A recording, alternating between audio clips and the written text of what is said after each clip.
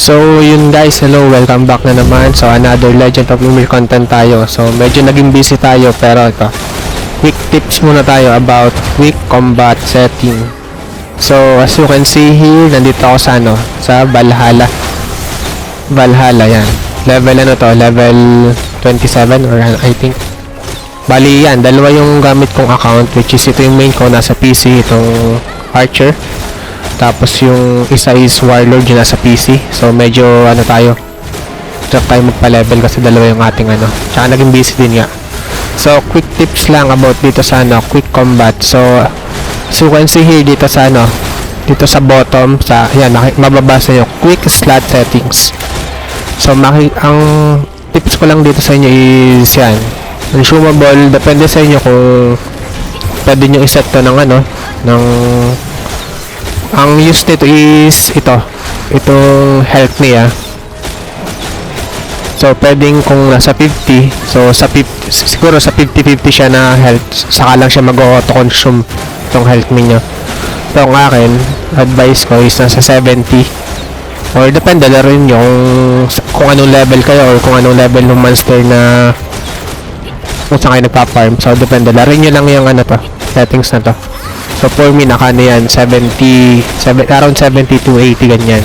Tapos ito, pwede nyo namang i-off to, pero sa akin, naka-on to, since nasa ako, internal server dito sa sa Valhalla. So baka merong players din na pwede tayong i-duel. So wait, help natin tong other account ko.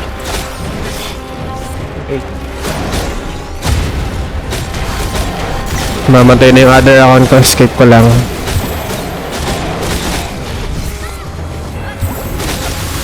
Medyo mahirap kasi ito kung solo game ka lang, walang kasama. So i-rejoin ko lang yung aking other account. Naubusan ng potion. So mahalaga talaga itong may potion kayo. So punta ko lang sa merchant, bibili tayo ng potion.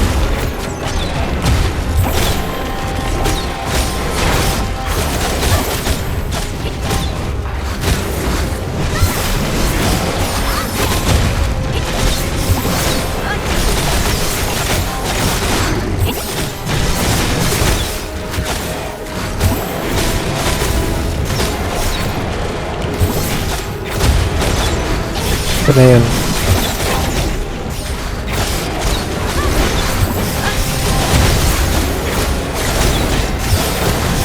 Kaya.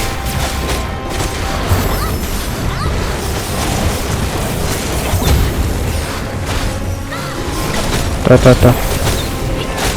Yan. Abot.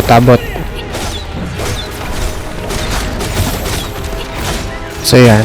Kaya mahirap pag 2 accounts So balik tayo sa quick combat. So mahalagang may potion kayo, bibili kayo lagi dito sa merchant. Yung isa kong account tabusan, kaya medyo nahirapan siya sa health recovery. So yun nga, laro niyo na lang tong auto use health potion. So automatic naman yan. So magbe-base siya dito sa sa health niyo. So kung 50% to, 50% pa lang siya mag-auto heal. So since 70% dito, yan, nag-auto heal siya, kita nyo naman dito. So medyo dito din ako nalito nung una So pwede nyo namang i-click to. Tapos minsan kasi hindi, nagtataka ako bakit hindi siya nag-auto heal, kasi nakalagay naman siya ng 70, naka 100 naman siya, hindi siya gumagana. So nagtaka ako, inalam ko kung paano talaga. So dito pala, ito pala yung nag-cause. Click nyo lang to, tapos makikita nyo dito auto use, naka-off kasi siya. Naka-off siya, kaya hindi siya gumagamit. So i-on nyo lang siya. So make sure na din na i-check nyo yun. And then dito naman sa other sa mga effects na to So nandito siya sa kabilang slot. Ito, na-slide pa, na-slide tong So pwede nyo i-slide, pwede nyo ilagay dito. And then yan, may auto use din siya. Sa akin hindi ko naman siya palaging ginagamit. So ginagamit ko lang siya pagka nasa Valhalla ako, lalo tong XP doon nyo gamitin sa Valhalla. So check ko lang yung account ko. So okay na. Tapos balik tayo. Tapos dito sa skills, so ito on nyo lang to, kasi nga pag may mga other player, tapos lalot na sa internal server kayo, pwede kayong atakihin ng other player. So, para mag-auto-use din ng ano, health ninyo. Tapos dito sa skills, so, depende sa inyo. Paglaro nyo lang dito kung normal or always na paggamit ng itong skills. Ito siya. Tapos itong use skill in order, yan, naka-on siya sa akin. So, dito, depende sa inyo sa preset ninyo. So, meron siyang 4 na slot. So, mimili kayo dyan kung ano. So, sa akin, ito, ginawa ko. So, nag-base na lang ako dito sa ano. So, ginamit ko tong form change kasi ito yung may pinakamababang cooldown, which is 15 seconds. So, pinagsunod-sunod ko lang siya. Kung, depende sa inyo kung anong combo na gagawin ninyo.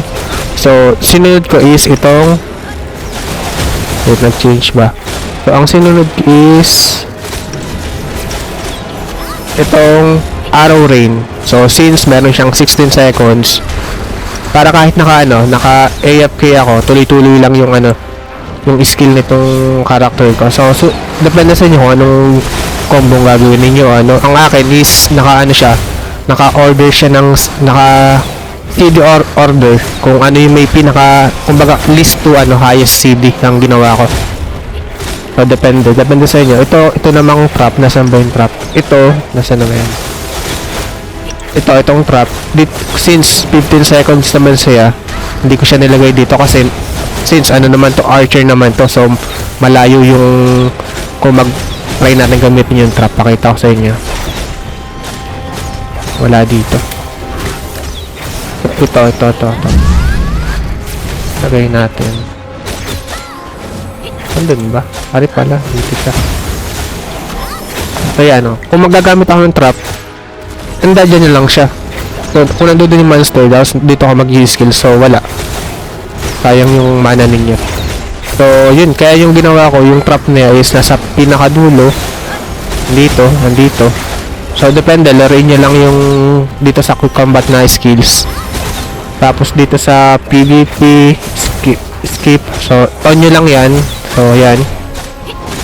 Tapos, sa auto. Dito naman sa auto combat range. Ito ay yung kung ang akin kasi nilagay ko, sinet ko siya ng 20 meters. So, dito siya. Pag kinilik nyo to, may lalabas siyang aura. Yan makikita nyo. Kung sa akin, naka-set siya ng 20 meters. So, kung anong mahagip ng character ko, kung saan siya nakapwesto. So, within 20 meters, yun lang yung atakihin niya na monster. Tapos, dito naman sa auto gather, yan, i-max nyo lang siya. Mas maganda naka-max siya pag nasa kayo. Nagmamining kayo ng mga amber. So, para lahat ng area masakop niya. Tapos, auto range effect, on nyo lang.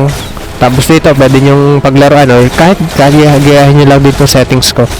So, priority niya is yung mga priority niya yung mga monster na range. So, nakikita nyo. Check nyo dito. Dapat unahin nyo tong mga range na to within 20 meters.